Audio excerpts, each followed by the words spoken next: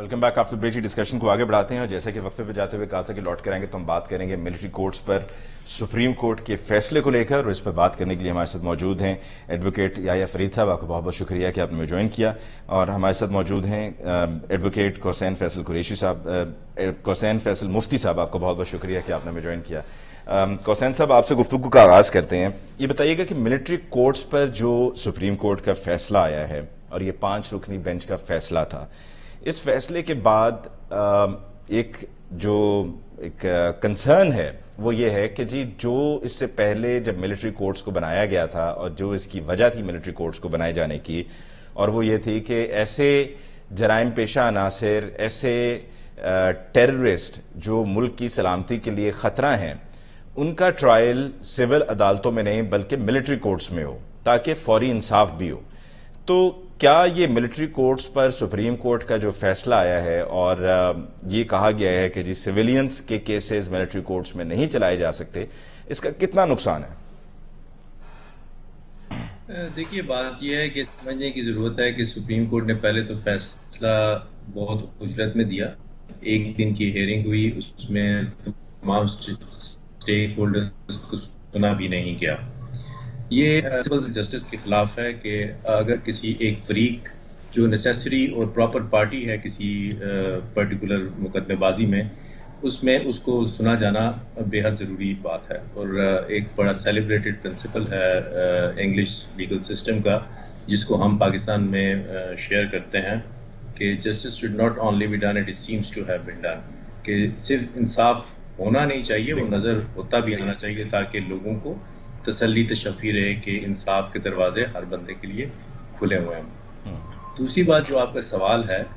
کہ دیکھیے، بات یہ ہے کہ اگر فرض کریں، میں آپ کو ایک مثال سے سمجھا دیتا ہوں کہ آج ایک واقعہ ہوا ہے 9 مئی کا، اور کل کو کوئی اینمی یا ہوسٹائل کنٹری جو ہے وہ ایک اسٹیج پلان کرتا ہے اور کہتا ہے کہ یہاں پہ دنگے فساد کرواتے ہیں، اور اس کے امبریلا کے نیچے یا اس کی گاب میں ہم اپنے بندے جو ہیں وہ کسی نہ کسی ملٹری انسٹالیشن میں یا ملٹری سیٹ اپ پہ بھیجتے ہیں تاکہ وہاں سے کوئی خفیہ جو سیکرٹ پلانز ہوتے ہیں، military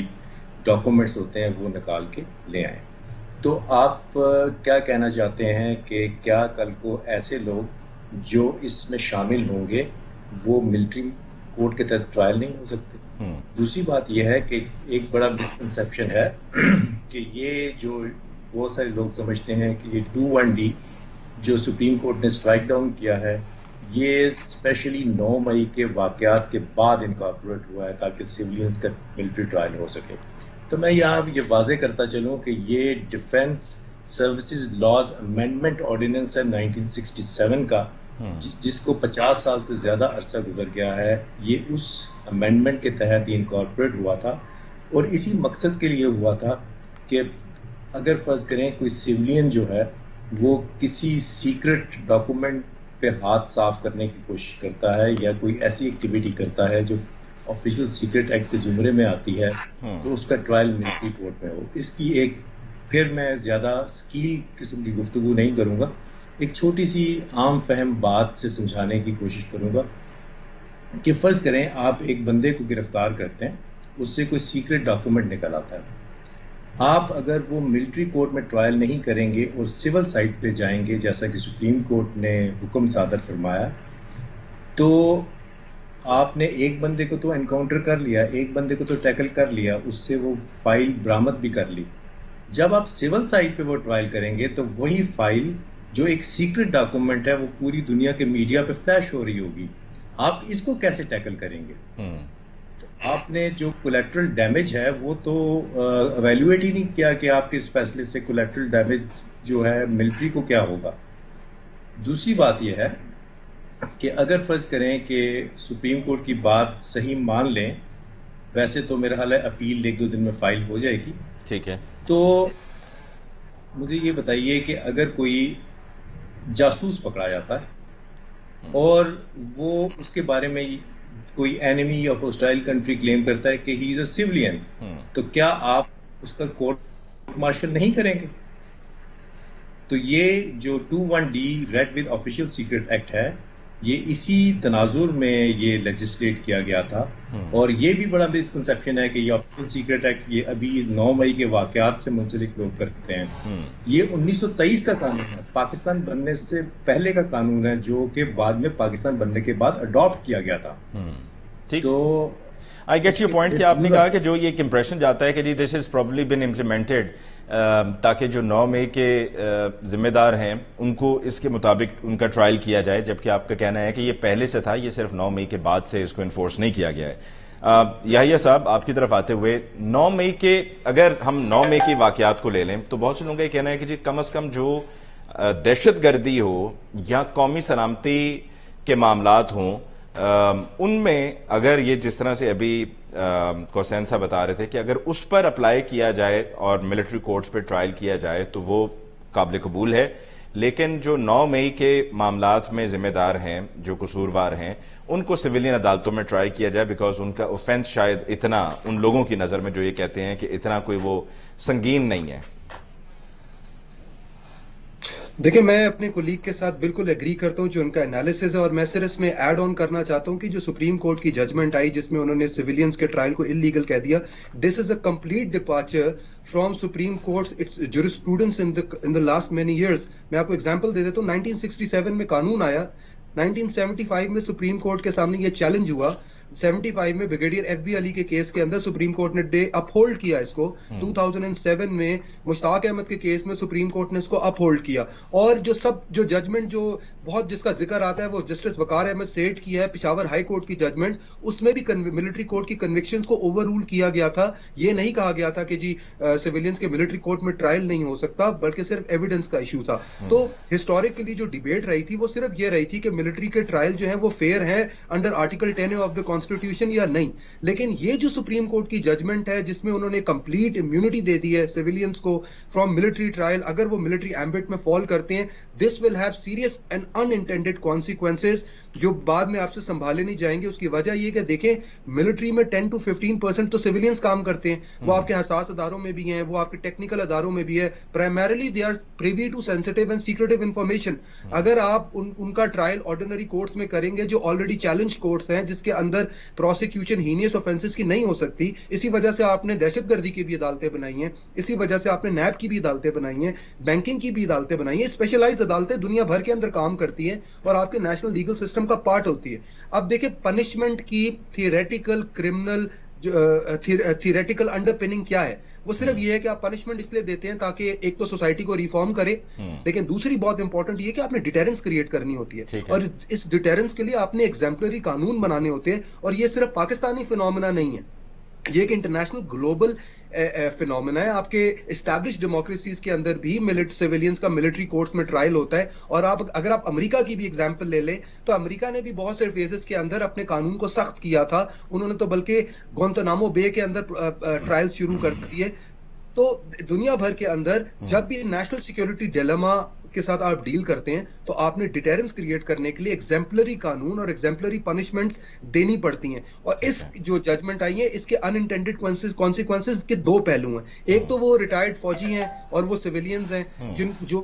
privy to sensitive information, لیکن دوسری امپورٹنٹ بات یہ ہے کہ وہ جو ہاسٹائل ایجنسیز اور اینٹی اسٹیٹ ایکٹرز ہیں ان کے لیے تو آپ نے ایک بہت اچھا لوپ ہول دے دیا ہے, کیونکہ ان کو تو پتا ہے کہ آپ کے آرڈینری کورٹس جو ہیں وہ تو they are not adequate to handle such heinous offences, تو ان کو لیے تو بڑا آسان ہو گیا ہے. دیکھیں اسٹیٹ یہ ملٹری کورٹس کیوں بنائی جاتی ہیں, یا سویلینز کے ٹرائل آپ کیوں چاہتے ہیں کہ ملٹری کورٹ میں ہو اگر تو وہ ملٹری کے ایمبٹ میں فال کرتے ہیں. دیکھیں you want expeditious trial, you want to create deterrence in the society, plus and the most important reason is that آپ چاہتے ہیں کہ یہ جو proceedings ہیں جس میں نیشنل سیکیورٹی کے ایشوز ڈسکس ہونے ہیں وہ سیکریٹو ہو اور وہ کانفیڈینشیل رہیں. آپ نہیں چاہتے کہ آئی ایس آئی اور ایم آئی اور آپ کے فوجی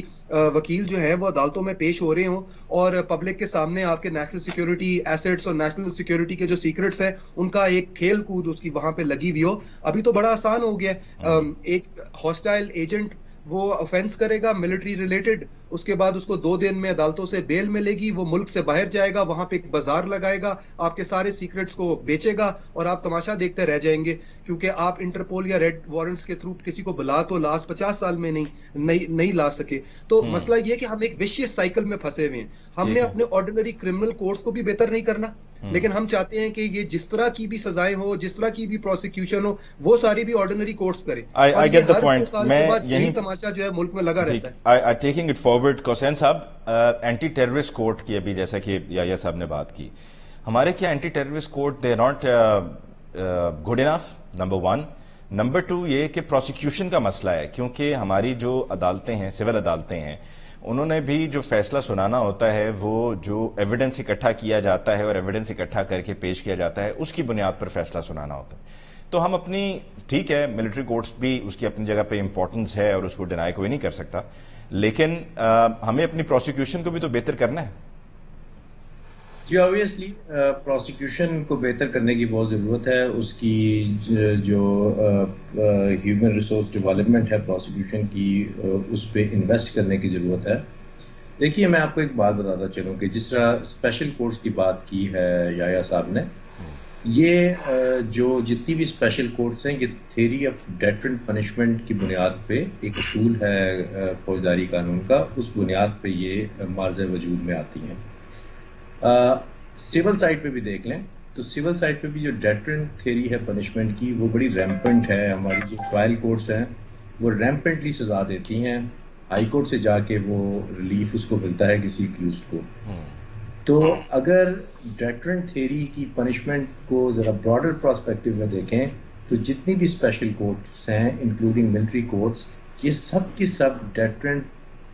پنشمنٹ کی تھیوری کے اوپر ان کا ایڈیفس یا ان کی سپر سٹرکچر جو ہے کھڑا ہے. جی اگر فرض کریں کہ آپ ڈیٹرنٹلی کسی کو ڈیل نہیں کرتے, آپ یہ نہیں لوگوں کو بتاتے یا اینیمی اسٹیٹس کو بتاتے کہ بھئی یہاں آئے تو یہاں پہ ایسی سزائیں ہوں گی, قانون کو ہاتھ لگاؤ گے, تو اگر فرض کریں آپ ملٹری کورٹس کو مطلب کہ آپ نے کہہ دیا کہ سویلین کا ٹرائل نہیں ہو سکتا, کل کو جو سیکریسی ہے کسی بھی ایک ایشو کی وہ جب انٹرنیشنل میڈیا پہ فلیش ہوگی, جیسے کہ میں نے پہلے بھی کہا ہے, I am seeing it at the cost of repetition, تو وہ آپ کے ملک کو ولنریبل بنائے گی. آپ نے کہا کہ سویلین کے trials, civilian work of defence میں انٹرفیئرنس کریں, آپ کی انسٹالیشنز میں انٹرفیئرنس کریں, آپ کے فوجیوں کا, آپ کے سولجرز کا مورال ڈاؤن کریں, کوئی بات ہی نہیں ہے. دس از سم تھنگ ویری فنی. اور میں مطلب کہ بڑے وثوق سے یہ کہہ رہا ہوں کہ یہ جو ججمنٹ ہے دیٹ ہیز یہ gone to the roots of this country. تو یہ اس کو اٹارنی جنرل ہمارے منصور اوان صاحب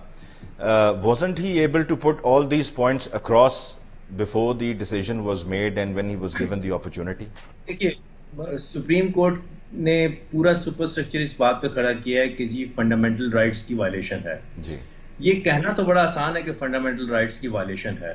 میں آپ کو بتاتا چلوں کہ جو قانون شہادت آرڈر 84 کا سول کورٹس میں جس کا اطلاق ہوتا ہے اسی کا اطلاق ملٹری کورٹس میں ہوتا ہے. جو پروسیجر ضابطہ فوجداری میں دیا وہی procedure with change of certain nomenclature, نام میں اس کا فرق ہے لیکن پروسیجر وہی ہے, اس میں کوئی ذرا برابر بھی فرق نہیں ہے. ادروائز جو ملٹری کورٹس ہیں وہ انٹرنیشنل انڈیکس پہ 7ویں نمبر پہ ہیں, آپ کی سول کورٹس انٹرنیشنل انڈیکس پہ 136 نمبر پہ ہیں. تو آپ یہ کہیں کہ جی یہاں پہ لوگوں کے فنڈامنٹل رائٹس متاثر ہو رہے ہیں, وہی لا اپلیکیبل ہے, صرف کورٹ کی کانسٹیٹیوشن میں فرق ہے اور وہ ایک اسپیسیفک پرپز کے لیے ہے, وہ سیکریسی مینٹین کرنے کے لیے ہے, وہ بغیر کسی مقصد کے لیے نہیں ہے. آپ یہ دیکھتے ہیں کہ جن ممالک نے پاکستان کے ساتھ لیگل ہسٹری شیئر کی ہے جس میں انگلینڈ ہے, انڈیا ہے, بنگلہ دیش ہے, ان سب میں ملٹری ٹرائل, سویلینز کے ملٹری ٹرائلز ہوتے ہیں. اور اگر پوری دنیا گلوب کا جائزہ لیں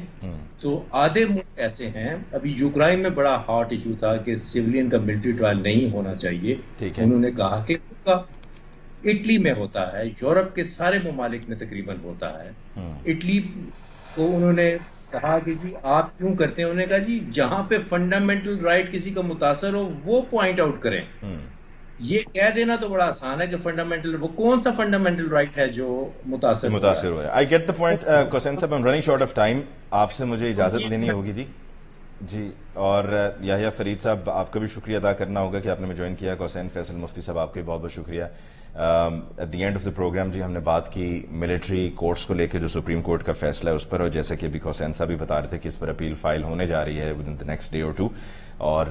اس کی کمپلیکیشنز کیا ہیں، اس کے اثرات کیا ہیں، اس کا ہمیں نقصان کیا ہے، وہ ہم نے پروگرام کے آخری حصے میں ڈسکس کیا ہے۔ اس کے ساتھ ہی مجھے علی ممتاز کو آج کے پروگرام سے دیجیے اجازت، اللہ نے کے بعد۔